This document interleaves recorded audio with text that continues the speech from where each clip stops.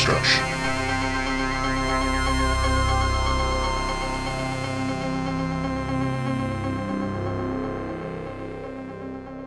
What's up, everybody? It's the HorrorDeconstruction. You can find us on Instagram, Facebook, mostly on YouTube.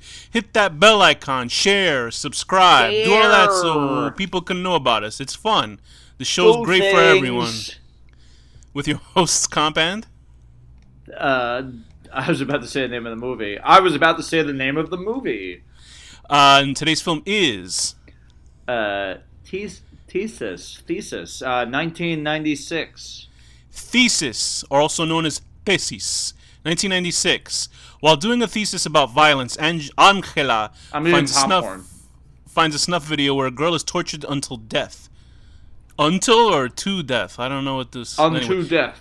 I don't know. Soon, she discovers that the girl was a former student in her faculty. In her faculty? Isn't that like a teacher's? Whatever. Directed by and written by Alejandro Amenabar, starring Ana Torrent, Fele Martinez, Eduardo Noriega. So, why'd I pick Thesis? I was looking at... Because I was just you trying like snuff films. So it's the end of Komp's month for the HorrorDeconstruction, where I picked all the movies this month, and obviously they were all very good movies, because I'm a genius. And but actually, I saw... were they? I'm trying to think. What were the ones? I don't know. Well, I don't know. Did you like the vampire version of the Darkness? Right? Oh, that was pretty good. Yeah, we gave that a high rating. Get the fuck out of here. It was good. It was good. Okay. So, you know what I mean? Anyway, so with Thesis, I was just looking for the movies. We also did Cure, which was good. I was looking at films that I always heard about, and I saw this the name of this movie, and I was like, all right, it's a Spanish film, and we like covering. We haven't done very much like. And I'm in Spain, so. I didn't think I had no thought about that. But I saw this and I was like, okay, it's about snuff films. Sign me up, because I like movies that deal with snuff, like not necessarily showing it. Not like August Underground. You remember that movie that we did about the hillbillies raping and killing people, making them eat shit and stuff like that? Wasn't it really, really bad though? It was like it was terrible. It was a bad movie. It had great special effects. It was just a boring movie. Like that found footage is like it's just like that's for like somebody who's gonna just jerk off watching it. Like I like movies that deal with dark shit that has like snuff undertones, because it still is like the more so what I'm taking away from this is you love snuff.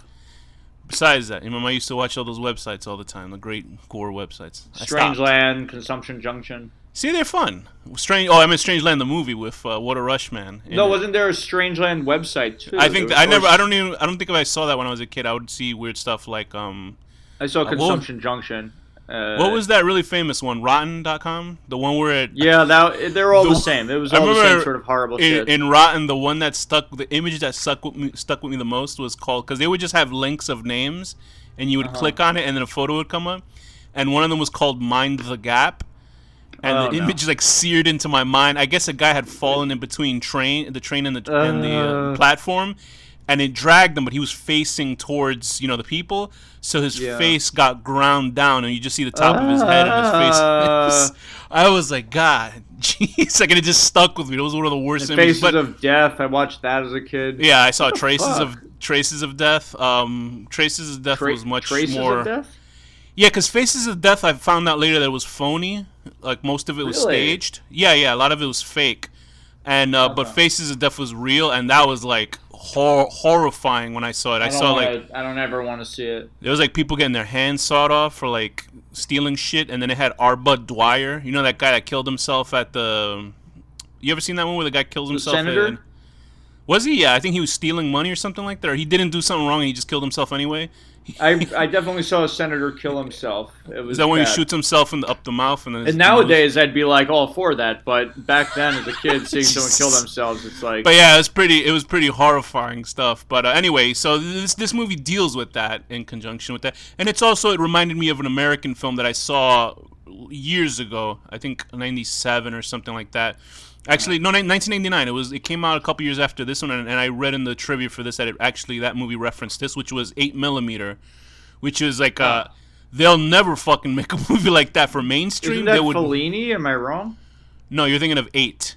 8mm is a Nicolas Cage movie where he plays a private investigator looking to see about a snuff film if it was real or fake, and it came on the heels of Seven.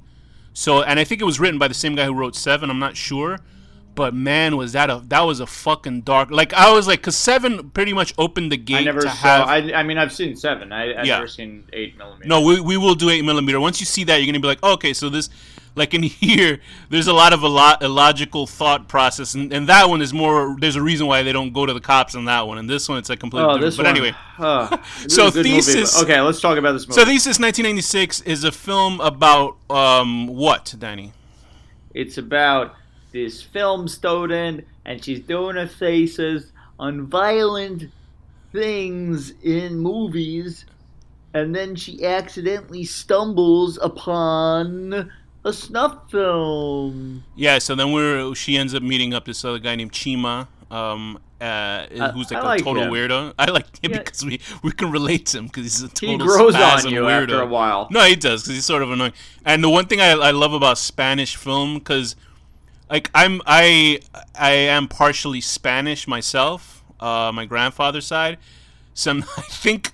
That's why when I speak, because I speak Spanish pretty badly for some reason. Like I understand it. Yeah. Like I was watching the film and I understood what they were saying. Well, I wouldn't know because it all sounds the same to me. It's just a blur of noise. I'm so bad at it. So I was listening to it and they have a lisp when they talk in this particular type of Spanish. So in Madrid they go when they say C's, they say it with a TH and stuff. Yeah, so I always wonder why that's different, because I know when I say it, it can't be genetically just because I have Spanish blood. It's just, I think it's just because I randomly sound bad talking Spanish, but I love the way they talk here because it sounds like me, so it makes me feel relatable. And they're like, what the fuck? So you're hearing like United States, people speaking Spanish in the United States is different than this. I like the accent here. It's just like, I don't understand even though it's completely even though it's completely unrelated. In the case, it's almost like when people when they speak Chinese, it's either Cantonese or Mandarin, and Cantonese is more sort of like I guess the more commonplace Chinese, and Mandarin is the more musical. Like if you actually heard Mandarin versus Cantonese, it's very funny. If I heard them side by side, maybe I'd know the difference, but right now I could not possibly tell you. Like, and the thing is, now I realize I can't do an example of Mandarin and Cantonese because it'll probably be highly offensive. Because I'm just trying to say how they sound, but there's no fucking way you're gonna trap me with that. Don't do it. So, Thesis 1996, much like 8mm. Anyway, going back to 8mm is fucking fantastic. We'll definitely review that movie, and it's great with this. It's a great double feature with this film. So, 1996, it deals with Angela, who is this, like Danny said, a film student. I didn't even know what the fuck anybody was doing until they actually got into class and we're talking about Spanish film and stuff like that. And we can see that she already she's played by Anna Torrent. She has this very haunted look. Like they did great casting in this film. I was a little bit iffy on Eduardo Noriega as Bosco because I was like, is this guy like a bad actor or something? I want to punch him. He has this he looks like an evil Harry Connick Jr. Like if he just has this dead vacant look on his eyes. But anyway, Anna is we get this feeling that she's obsessed with seeing things that she should see. Like she at the very beginning there's this whole scene with a guy who gets split in half on the train tracks. She pokes the dead body and stuff. Yeah. At the beginning there's this guy who's been split by a train that she was on, and they had to lead him out, and then the people were like, oh, don't look, and she wants to look, and I realized that they're going to show us like a dead body, but that must have been like the cheapest effect because they just didn't have anybody on the tracks. They just said that there was somebody there, and you could tell that she's morbidly curious about seeing death, like because she's writing a whole thesis about it. Aren't we all though? I think we are. I guess so. So she's speaking to her, I guess her professor about it. I don't know where his name is here. He's the older guy. Figueroa or something. Oh, Figueroa, Miguel Picasso. He's talking to her about a thesis, and he said, I'll look for some violent imagery that you can use in your thesis about, how this affects people and why is it so rampant. Obviously, he did not know what was up. Oh yeah, so he ends up going into, she ends up like not befriending, but I guess sort of befriending this guy named Chama, who's played by Fela Martinez. He's an awesome character. He's the sort of character. He's got a great room. Seriously, like he should design my house. I'd be fucking frightened to walk into that house. Oh, I would love it. It looked great. No, it's great, but like those guys, like nowadays, guys like that are like on like dark websites, obviously looking for people getting chainsawed in half, much like his character probably would be now. Well, he'd be like wearing a headset and playing Call of Duty and like harassing somebody on it, like and probably talking about how certain events in history didn't actually happen, and that's just being covered up. Oh, yeah. You know what I mean? Yeah. But anyway, so, yeah, she's saying, oh, do you have this kind of material that I can, find? And he's one of those dudes that are, like, the hardcore horror guys. Like, he's like, when I will casually look at other horror channels, I don't do that as much. I don't understand that type of horror person. What do you mean? Like people who like are really into like the like somebody whose like favorite movie is like Serbian film, and like they're like, that film doesn't shock me, like, and they'll like act like it doesn't shock them, and so it's like, maybe it doesn't. It probably does. Like, it was funny. Well, that's more of a mental disorder than something to talk about. Well, you know what I mean. But I mean, that's just something that like. But I mean, it's meant to shock you. That's why it's good horror. Like Chama is a little bit of an elitist. Well, a lot of like an elitist, as in horror films and stuff like that. He's got collections of like hardcore pornography, and he has, now that we can all have that digitally. I guess it was hard to get at that time. Yeah, I assume. Yeah, and he just has all like the best horror films. Like, he walks around with fucking great. He has great T-shirts and everything. Oh yeah. And so yeah, but going back to when I go on YouTube channels and I see these people with racks and racks of horror films in there, like, just because people collect stuff. Like, you and I are like art, so we look at art, and we don't necessarily collect it. I'm sure if we were rich and lived in big mansions, we would do that. But probably. So yeah, but he's like, I've never been a collector. I'm like a minimalist to the extreme, so I don't like having things. So I knew a guy like this in my youth in high school, and he would collect every like not I guess not in that level of horror of that, like, just he loved pornography, I guess. But he was very much like this guy where he collected all horror stuff. Are you talking about yourself? No, it wasn't me, actually. I didn't have enough money to do that. And he had all these, he collected every horror toy and all that shit. And so it's these people do exist. And Chema is, like, charming in a way that he's the comedic element of the film. He's not, like, outright funny. He's just, like, kind of a acerbic, like an asshole character that's funny. So seeing them interact was pretty funny. We know that he definitely is a loner because, you see a guy like that who's just sort of he's very clear about who he is. He's like, he reminds me of so many people I've known.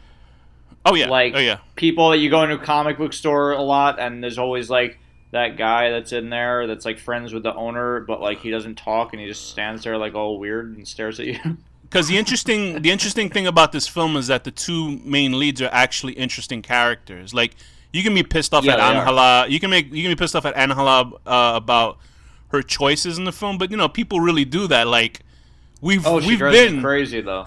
They both do, actually. Well, yeah, they're both nuts. Well, their main choice or what they don't choose to do is what drives me fucking insane. But with Angela, her character is interesting for the fact that she is very curious about all this, and she's like, she has this morbid curiosity when they actually stumble onto the actual Snuff film. Like, she's horrified by it. Like, she's literally like, holy shit, like, I wanted to see this, but I didn't want to see this, Yeah. And of course, and her attraction to Bosco, who's the third lead in this film.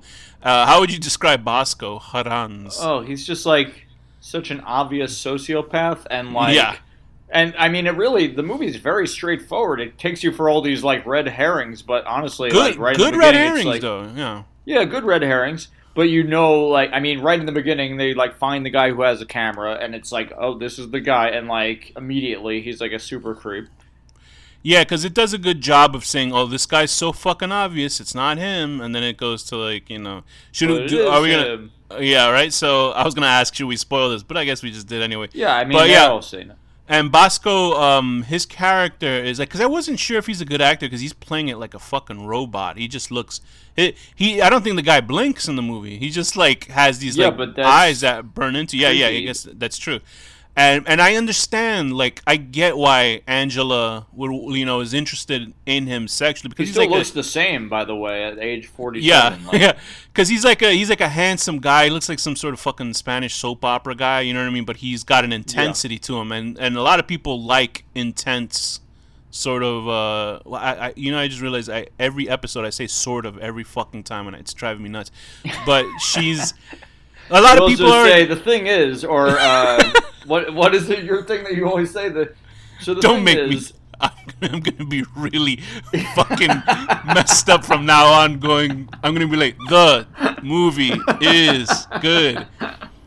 Oh no, you say. So here's the thing. That's what you say. That's it, right? And anyways, that's what I say that a lot.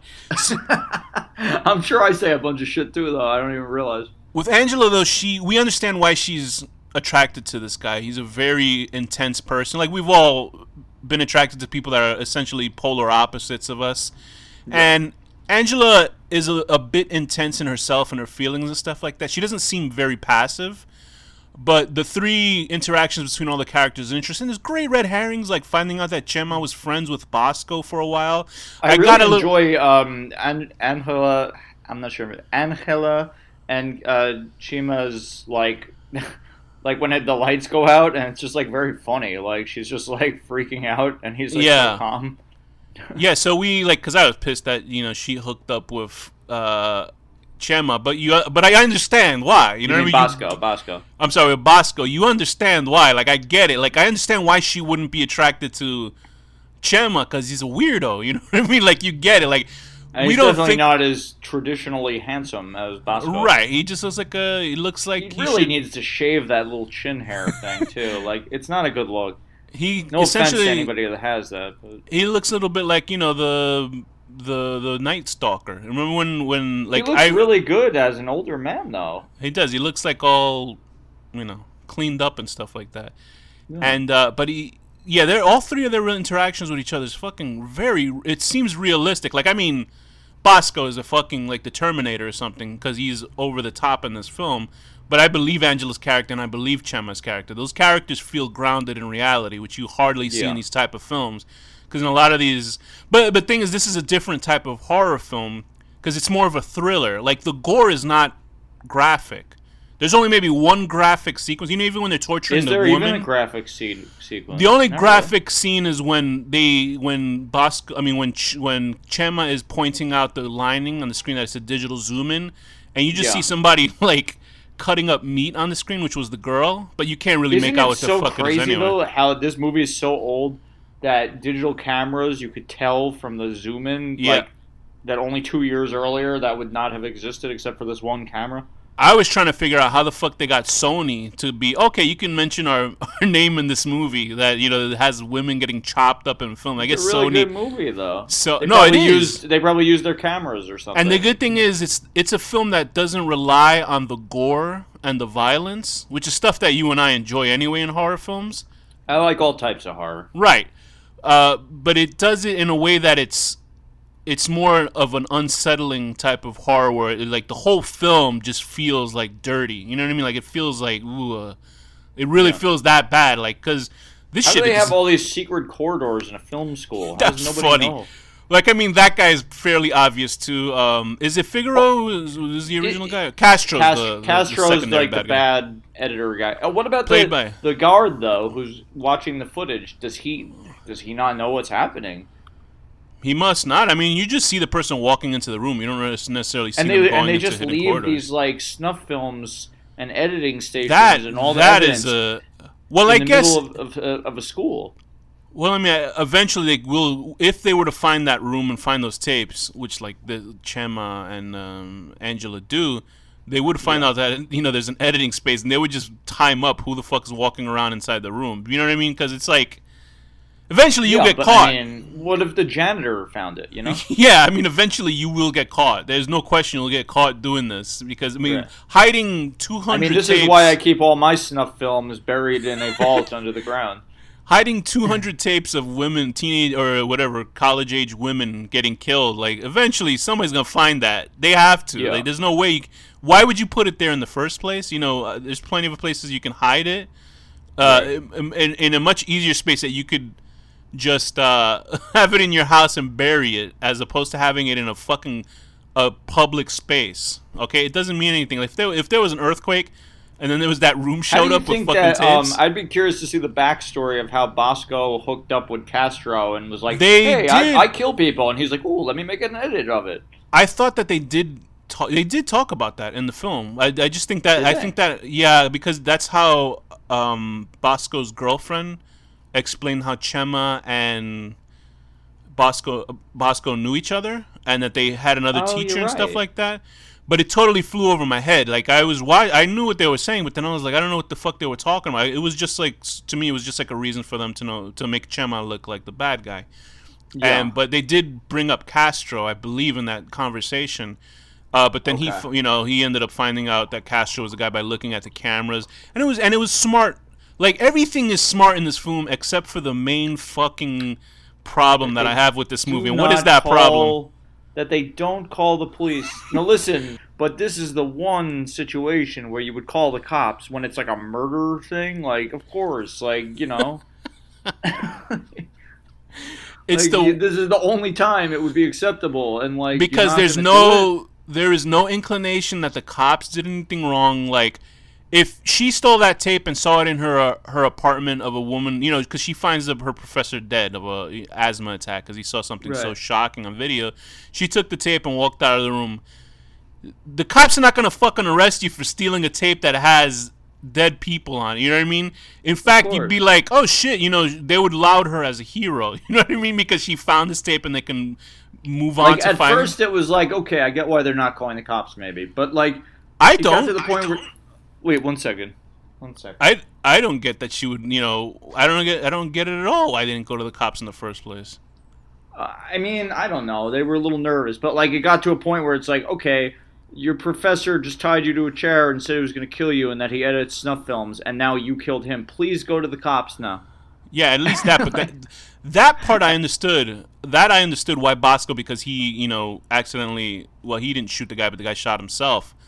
And they put themselves in that situation. Sorry, Chema shot him. Or he didn't shoot him. Chema.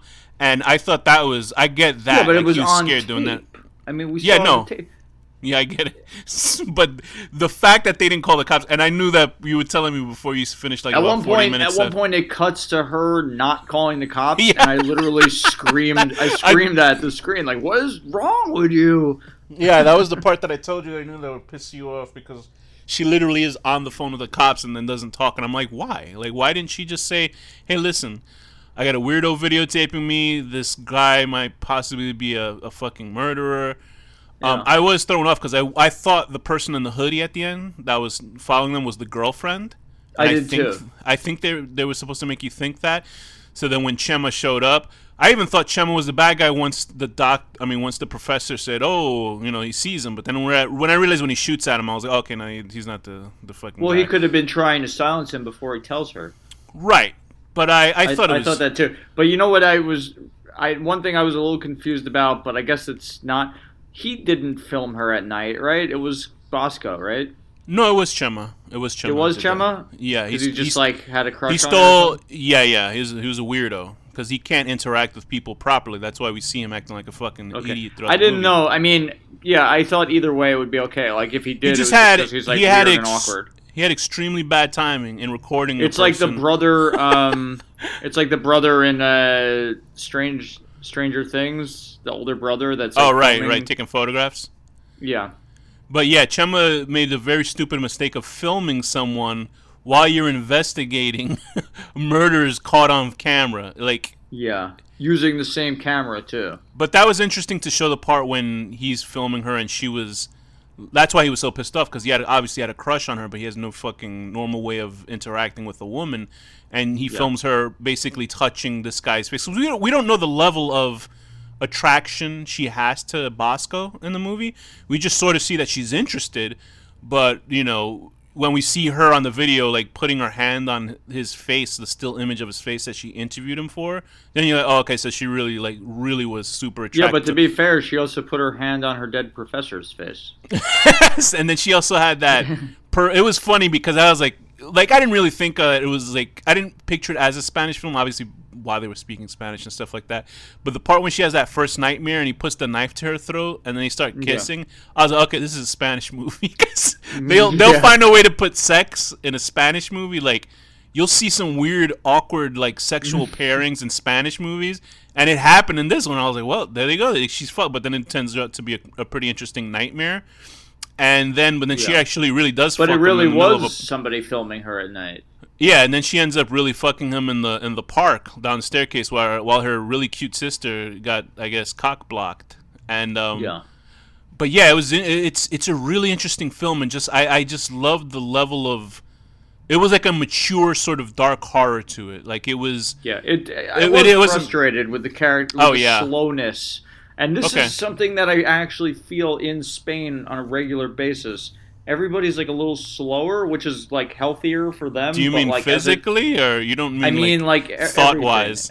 Everything, not slower in a bad way. Just like everybody's like more relaxed and chilled out, and like it's like you shouldn't be chill in this situation. You should be freaking out.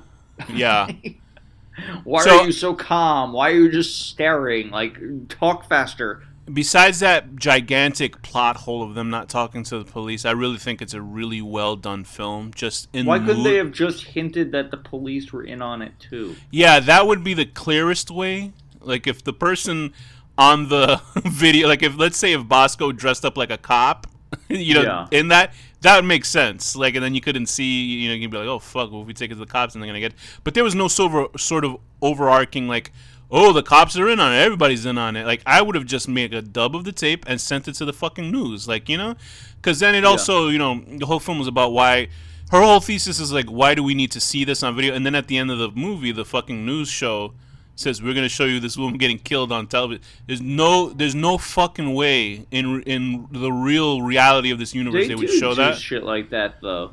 Yeah, I know. And I'm talking about in the United States. They will get sued out of their balls. Because you imagine your daughter, they're going to be like, oh, excuse me, Mr. I mean, they showed Rodney King getting, like, beaten for, like, a half an hour. But I'm saying, he's getting tortured. They showed the Vietnam War on TV. Like, I don't know. Yeah, but that's war. So that becomes like a story. This is like a single guy, two people killing people. They're not gonna throw up footage of guys killing people like that. Maybe in Spanish TV, because I remember when I would watch, like, or I would find that Mexican newspaper, Alarma, and it was when I was young. They would have this Mexican newspaper in the regular newsstands, right? We would walk around as a kid. Look, Google Alarma covers, and it's people like people with their faces cut off, their heads chopped off heads in the street. And I was looking at it going, what the fuck? I'm on my way to high school. Why is it showing that? Because violence sells. Much like the end of the film, they're saying we're going to show you this footage of this girl getting torn in half. And then it shows the credits. I like that. I thought that was fun. So I mean, I liked it. And even the final confrontation was great because I didn't know who was like. I had to figure that it was Bosco. Like I figured it was Bosco anyway. And Chama obviously really made it like threw me off when he comes in at the end because I thought it was a girlfriend. But I really liked it. Like I really enjoyed. Because I didn't expect it to be a happy ending. I really didn't expect it. I expected everybody to get fucking killed. I especially expected Chama to get killed. I'm surprised Bosco didn't kill him when he tied him up. Well, he did try to break his neck. I thought, because I heard a snap. So I wasn't sure what was going on. Yeah, you hear a little pop noise. I mean, I feel like he'd be crippled or something. I don't know. Yeah. Maybe I don't know much about necks. I really, really enjoyed the movie. Besides that gigantic plot fuck-up, which I think knocks...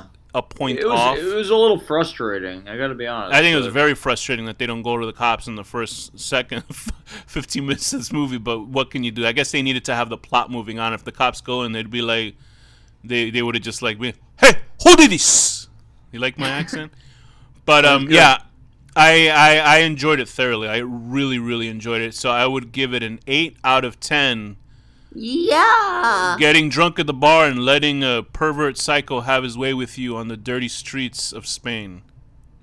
Okay. What's your rating for this, Danny? I agree with you. I'll give it an 8 out of 10. Touching your poor dead professor's dead face while on camera. And with that, Danny, what's the final word? Angela.